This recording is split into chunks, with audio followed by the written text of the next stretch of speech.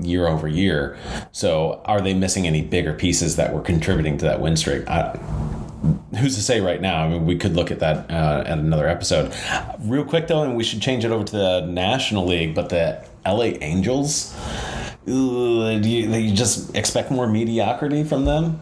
They're supposed to be really good. On paper, they look awesome. Trout should be back and healthy. Shohei Ohtani. No Pujols to worry about this year.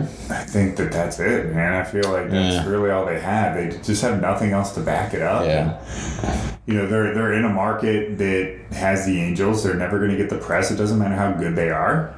They're always going to be second fiddle to the Dodgers. They need the rally monkey back. The rally monkey. Yeah. Remember that little dude? I do. That's what they're missing. That was when they played San Francisco in the World Series. I think so. Maybe. That year. I don't know. Had to. It was like 2001 though, or 2002. Okay, yeah, it was the year they won the World Series. Okay, yeah. Against San Francisco. Okay. Yeah. There Barry it is. Bonds wrote it up, San Francisco Giants. There it is. Yeah. Well, speaking of San Francisco, we mentioned on how good of a team they were last year. Very big surprise. They make it back in the playoffs this year? Are we expecting more of the same? Or is that just... You can't really call it a fluke because they put together 107 wins. They did it. Yeah.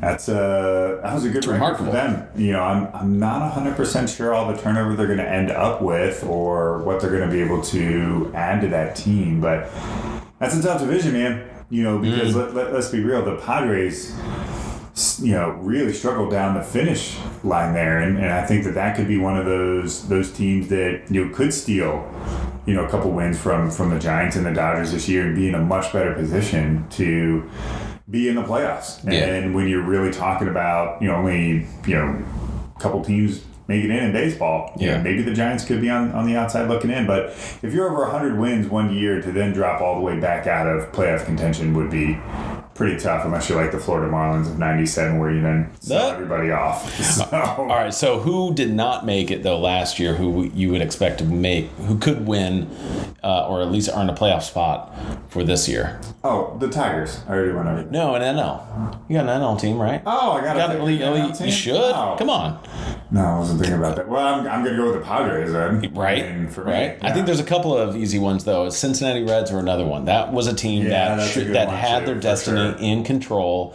They were going to be top of that division, and then they just started falling apart. Same thing. They struggled down the stretch when the Cardinals got hot on their 17-game winning streak. That's how they missed out. Yep. Right. We all remember that the Cubs did a huge yard sale. They just burned off all kinds of talent. I still think the Cubs are going to be in the bottom half of the league. Bottom third of the league. Not even half. Bottom third. So I think it's just important to remind anyone, whether you're a fan or not. Yeah, them and the Pirates are going to be easy picking for the Central. Yeah, they're missing. So, but further opening the opportunity for Cincinnati, because St. Louis is, they'll be good. They'll be good. It's a stretch to say that they're going to be great. Let's just leverage that into the next question here. Who's a team that made the playoffs last year that isn't going to make it this year? And I think that's my team. It's the Cardinals. Okay. If it weren't for that 17-game winning streak, oh, absolutely, they don't make it. No, of course not. And they have the talent with Goldschmidt and Nolan Arenado, but are we going to be able to see that consistently over the season? Yeah. The Cardinals are not one that spend a ton of money on free agency, but they have the last couple of years. But are we going to get the pitching to back up and support the rest of the players? And the pitching has been okay, but it's been very piecemeal the last couple of years. Yeah, they've added on a lot of veteran talent because they suffered injury or get back. And if I had to put money on it, I'd probably say the Cardinals are going to miss out. Mm-hmm. They're going to be over a 500 team, but I'd probably put them at 85 or 86 wins, and I don't think that's good enough. Yeah, I could see that easily. I could see Atlanta, because I don't know who really is going to rise above. The Mets were right in there for a long time. That was another team that trailed off, only finishing at 77 wins. I think the Mets could be... Yeah, the Phillies were okay. They had a winning record, but the Braves, just got it done. The Nationals, who were really good, won the World Series not even that long ago. I don't know where they went, but they hid in a hole and were worse than Miami. So that's another division that's just like, it could be kind of anyone's division, so I don't know that I would write off Atlanta, but Milwaukee is another one that could be. They like to be that wild card team, like they show up and then we're just not going to be there, or but they were looking solid though. That was a good club. It's surprising they didn't make it any further in the playoffs, to be honest, last year. Although I think, did they lose to Atlanta? I don't remember. Where's that Dodgers? Who's that? Milwaukee. I know I have to go back to the playoffs, but yeah. Either way, they lost to a good team. There's no doubt. Yeah, some good clubs. Mm-hmm. And for the AL, probably shouldn't come as a surprise that I'm going to pick on this team a little bit more, but the Boston Red Sox. Yeah, I'm going to have to say they're not going to make it back. I can see that. So I think they were a little bit surprising. They had down years in 19 and 20. Right. Sold off Mookie Betts, whenever that was. Yeah. And I just think that they were a little bit of a surprising team to even make the playoffs. And with as good as the Rays are, and as good as the Yankees are, like, especially on paper, if they do what they're supposed to do, I think the Red Sox may be on the outside looking in. Yeah, and it could be just like trading places with Toronto, where you're separated only by a game. I mean, again, Boston knows how to stay competitive and and stay in it. Not to say they won't be competitive, because everyone will be beat up on the Orioles for sure. But yeah. Then they're gonna have they all play each other 18 times, right? So I mean, how are they going to split that up? And if Toronto wins a couple more of those games against Boston, they're in instead of the Red Sox. So and I could easily see that. So south side of Chicago, we got the White Sox, who were looking stellar, phenomenal, good first half of the season, and then another team that was just like they're just okay. Yeah, that was a team that we both really liked early season last year. Yeah, they looked too good. La Russa, he's probably coming back, but damn. Yeah, he's coming back. That dude's like 100 years old? Or I think he's hold on, let me look. Yeah. He's 375. Okay, great. Yeah, he's the crypt keeper. Yeah. He's the founder of baseball. He's the new Larry King. Yeah. It's like from The Shining. It's like that spirit's always been there. Is just always He's always been there. So do the White Sox make the playoffs? I could see them not making it. You can see them not making it? Yeah, absolutely. Yeah. Okay. I mean, that's fair. I mean, that's a division I think they could have a little bit of flux and have some decent teams. And so, I think we project the wild cards to come out of the East. Yeah. And so for a team to come out of the Central, they have to win it, or they're going to have to be the number one wild card team. Well, just look at this though. The worst placed team in that division were the Twins. They still had 73 wins. It wasn't terrible.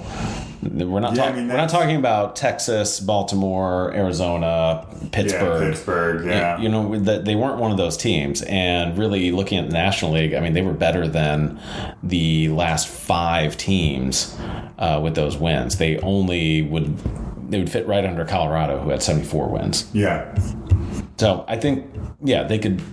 My point is, like, whether Minnesota, say what you want, it's a little more balanced, where Cleveland, Detroit, could take that division. So I still would say the Royals are going to be at the bottom there. The Royals? Oh, yeah. I forgot about KC. Yeah. Well, they did, they had one game above the Twins. But shocking. Oh, yeah, I know. How about that? That actually is pretty shocking. Right. It is. Kansas City could come back, though, and just do a lot worse. Yeah. All right. What else about baseball? Are we going to get it? It's cool.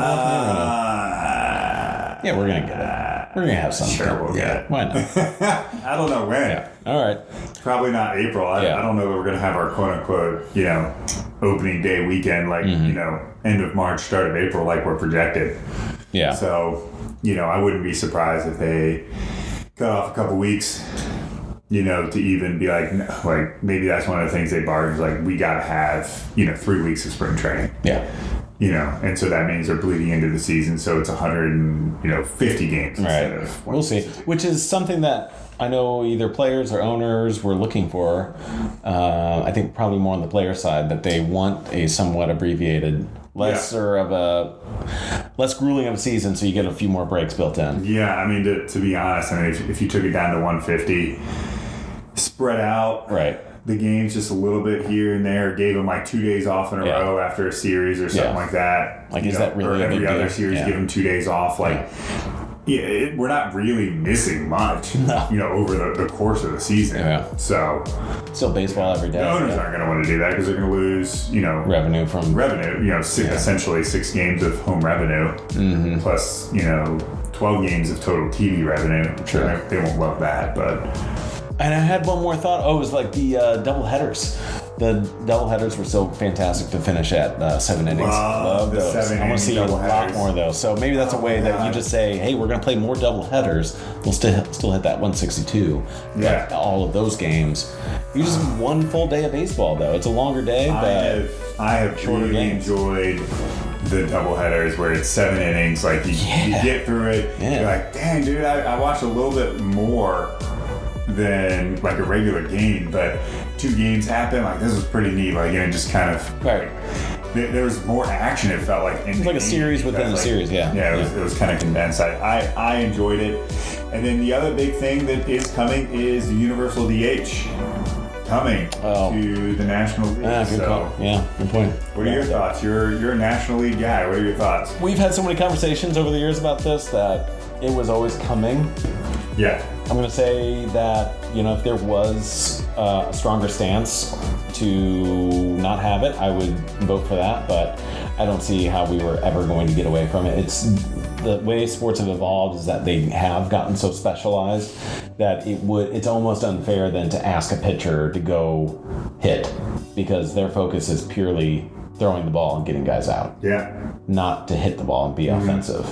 So that's just an old way of thinking with baseball, and you got to accept the change. So it was always coming. Yeah. I like to not have a DH because I think it's just fun to see someone who's not going to be that good at it sometimes. It makes for some comedic changes, and it plays to the strategy. It does add some to the strategic side of things, but I think ultimately it's better for the sport. It's better for the sport. It's better for the viewership. More people are going to be tuned in to watch because ultimately it will drive runs up. Right, and think about, you're giving another guy in your clubhouse to show what they can do as well, as far as like a real talent at the plate.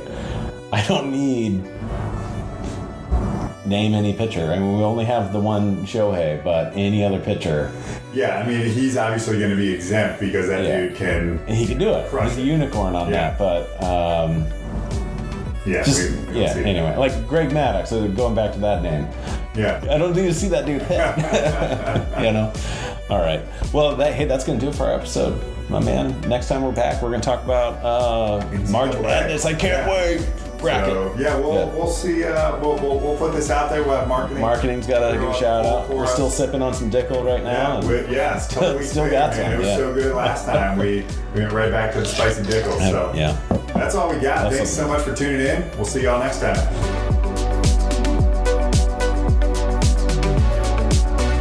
Thanks for tuning in to Average Sports with Average Guys. Don't forget to like, subscribe, share, tell your friends, and we'll see y'all next time.